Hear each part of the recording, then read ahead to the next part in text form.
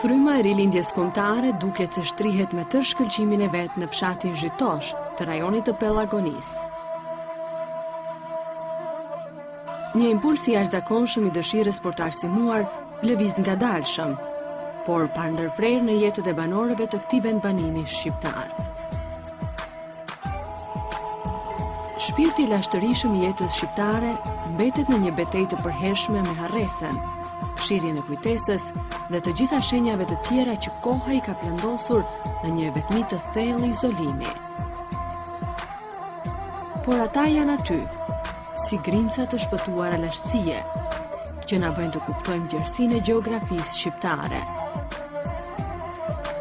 Zhytosha, ky fshat i harruar, frymon Shqip në zemrën e Pellagonisë. 500 shtëpi shekuj me radh nuk e shuajnë tymin e Oxhaqeve. Një fshat i vogël, por me zemër të madhe. Një vend që dëshmon se deri ku i thuhet bukës buk e ujit uj. Kjo është Zhytosha, tani më një kryeqendër modeste arsimit për të gjithë shqiptarët e Pellagonisë.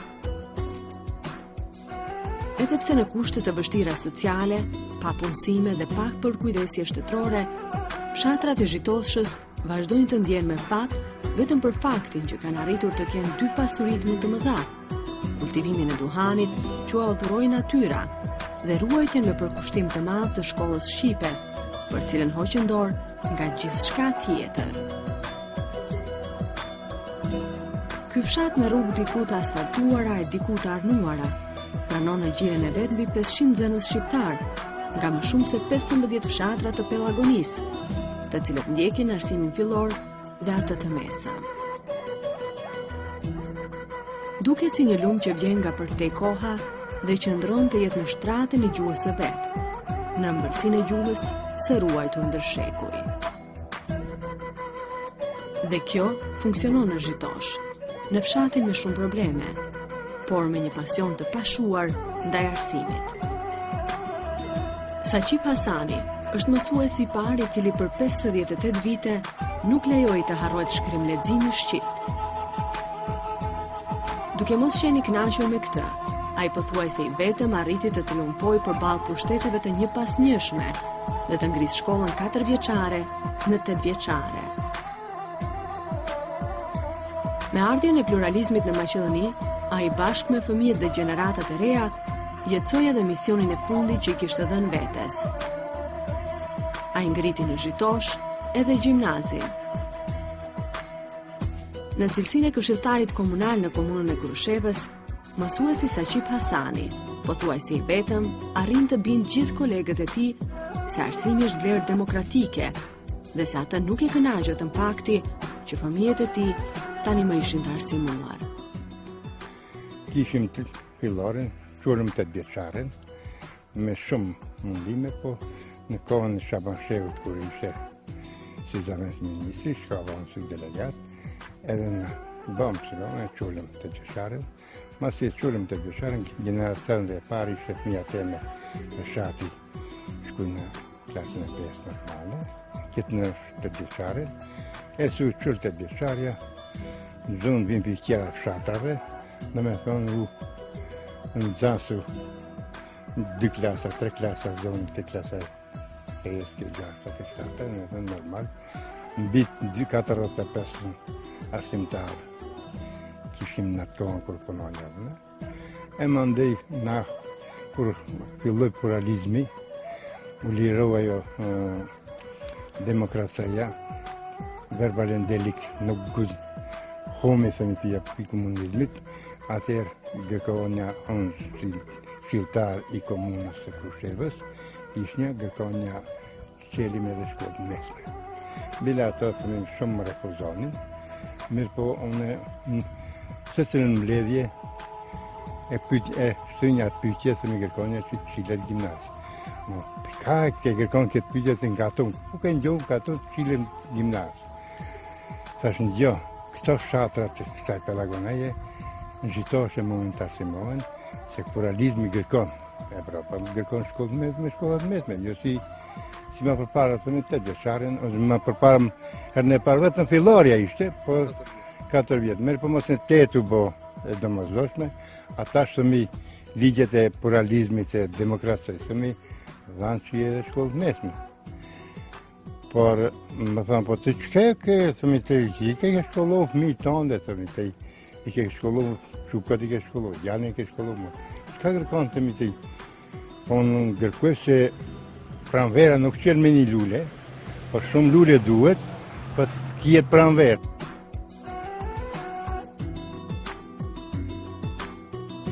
Për disa vite me radhë dhe nxënësit e shkollës fillore dhe ata të gjimnazit kanë mësuar me një objekt të përbashkët, ndërsa sot Zhitosha ka dhe objekt të ri për gjimnazistët e gjithë Pellagonisë. Dashuria ndaj librit nuk kanë arritur ta zbehin asnjë nga pushtetet e një pasnjëshme. Shqiptarët e Zhitoshës gjatë tërë kohës kanë hequr dorë nga gjithçka tjetër, përveç librit. Interesimi për shkollën e mesme të gjimnazit rritet nga dita në ditë, thot veterani i arsimit Saqip Hasani. Dëshira për arsimim frymon në çdo shtëpi shqiptare të këtij fshati. Duket se copa të rilindjes kombëtare vazhdojnë të shfaqen në këtë pjesë të gjeografisë shqiptare. Banorët kanë një përkulje madhështore ndaj arsimimit dhe ndaj gjuhës shqipe, të cilën përpiqen ta kultivojnë pa ndërprerje. Nuk ka rrallë prind që nuk e lishon fëmijën në shkollë. Ama din e lishon. Dhe me thonë, këtu edukohet një edukatër i një fëmijë, i pet njëftë rëndësit madhe. Se për ndryshe, ekonomikisht, që fshat ka qenë njëftë i dobët.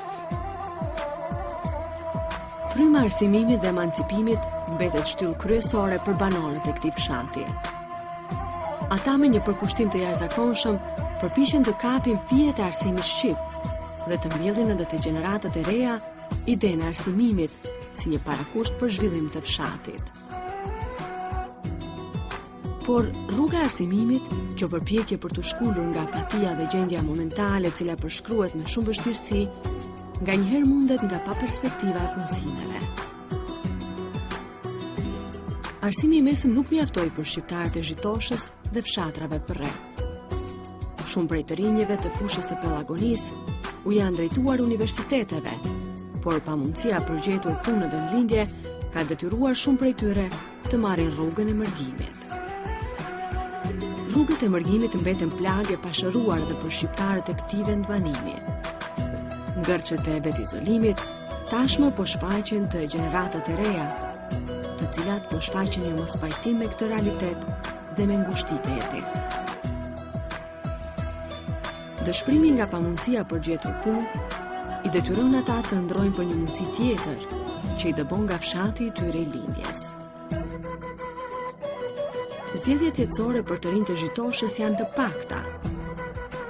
Eklipset sociale i kanë zhvendosur ata në gjendje të pashpresë, në ëndrrën për të braktisur vendin dhe për të kërkuar një fat më të mirë në një vend të huaj. Momentalisht në Zhitoshë bin 23 studenta ka diplomë. Se kemi edhe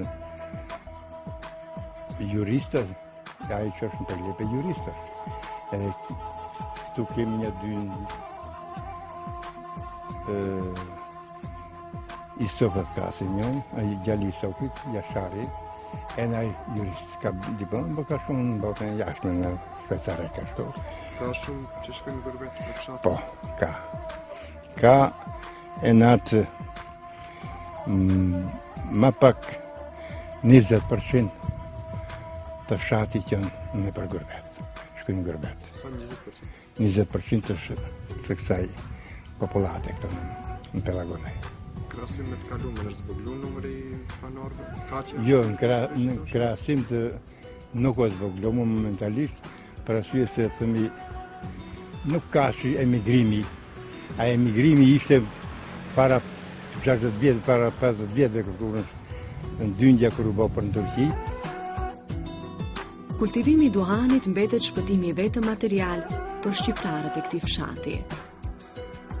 Me paratë fituara nga shitja e duhanit, fshatarët arrin të mbulojnë të gjitha shpenzimet, të sigurojnë kafshatën e gojës, të arsimojnë brezat të rinj dhe për çdo vit të bëjnë dasma me të gjitha traditat kombëtare.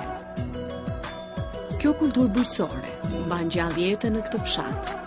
Është një lidhje shpëtimtare që u krijon banorëve mundësi për të përfituar dhe për të organizuar itinerarin e jetës së tyre.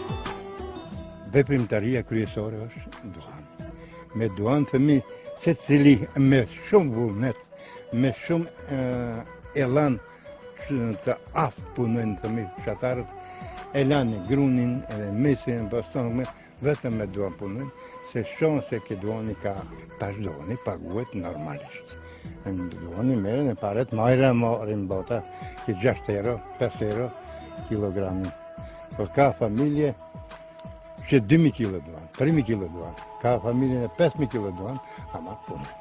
Pim 3 gretë në mbrëmje, pim 3 gretë në mbrëmje, mas darke, mas mësin notës, nëm 8-9 sati. Kultivimit të duhanit nuk i ka ikur as i biri mësuesit Saqip, Reshati. Ai thotë se ndihet krenar me profesionin e bujkut që i siguron ardhmërinë në çfarëdo situate që mund ta sjellë jeta. Ai bashkë me anëtarët e tjerë të familjes, me shumë vullnet janë përkushtuar kultivimit të duhanit. Aty nëse në shkollë jam pris, në familje pris e kam shoqen ke duhani. Shoqja ime është edhe ajo prej fshati, edhe me plot vullnet familjen, fëmijët, unë angazhojmi edhe çdo ditë për herët në mëngjes prej orës 3:30 ngrihemi edhe 3 orë, 4 orë jemi të angazhuar në mbledhjen e duhanit, mandej edhe në pjesën tjetër të përpunimin e procedurës së përpunimit të duhanit. Por siç thash, në Gjitosh është karakteristik se gratë janë shumë të angazhuara. Edhe barën peshën më të madhe të grumbullimit të duhanit e bëjnë gratë. Është ashtu sepse vetë natyra e punës së duhanit është e tillë. Është gërkon disa gjëra imtësira të cilat natyra e femrës i thith shumë lehtë. Për kushtimin për shembull, që ti përkushtohet.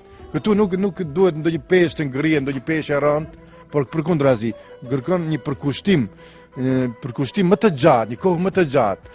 Natyra e femrës që në Gjitoshe është e tillë, e cila vërteton një gjë të tillë se femrat rreth jo vetëm Gjitoshës, por të gjithë fshatrave të Pelagonisë janë ata që e bajnë peshën më të madhe të përpunimit të duhanit. Konkret zakonisht edhe ne gjinia maskullore i bashkohemi, por nëse dikur gjinia femnore ka qenë rezervuar në punën e bujqësisë e tokës, tash ndodh e kundërta. Tash peshën e barë më të madhe e bën gjinia femnore.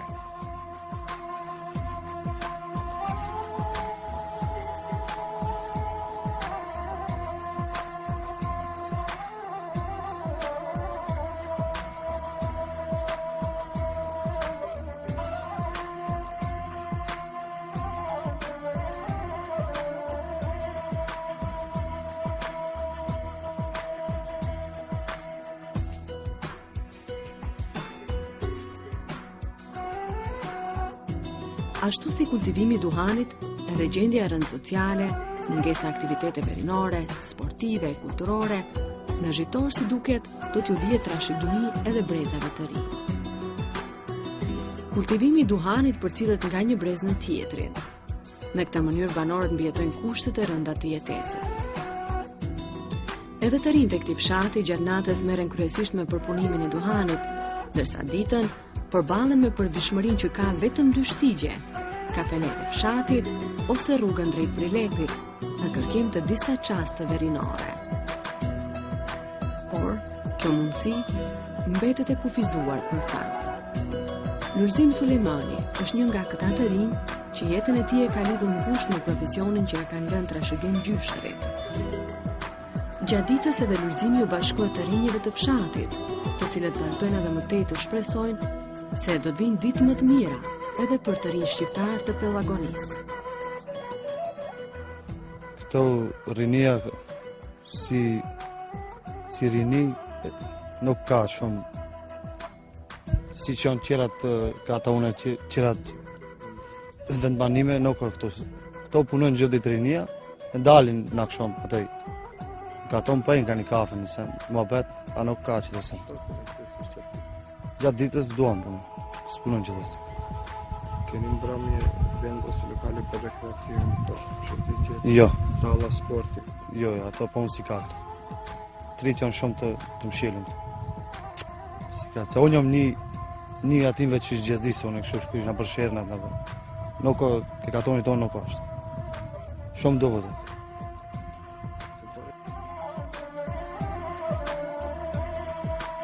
Lulzimi dëshiron të jetë brezi i fundit i këtij fati. Ai thotë se nuk është i dëshpëruar nga puna që bën, përkundrazi, ajo i sjell kënaqësi dhe ekzistencë. Por ai u bën thirrje institucioneve shtetërore që të kthejnë kokën pas dhe të krijojnë kushte të njëjta si për të rinjtë e gjithë vendit, të paktën të mos e harrojnë Zhitoshën.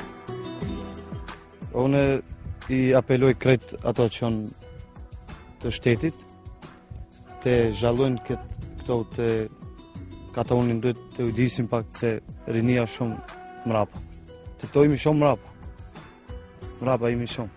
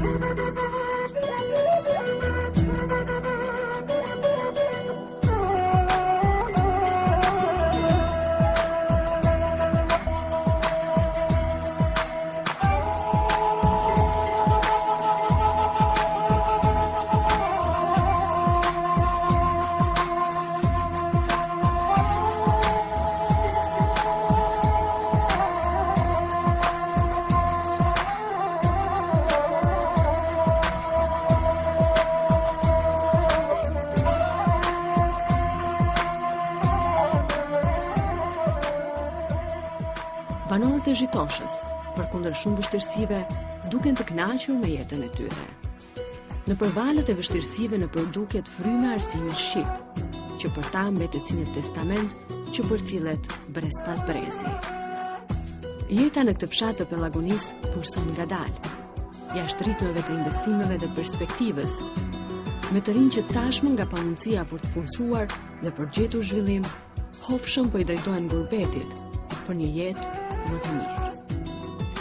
Kjo është Zhitosha, një fshat shqiptar i rajonit të Pellagonis, me probleme të shumta, por edhe me pasionin e madh për të shkolluar dhe për gjetur perspektiva në vendlindje.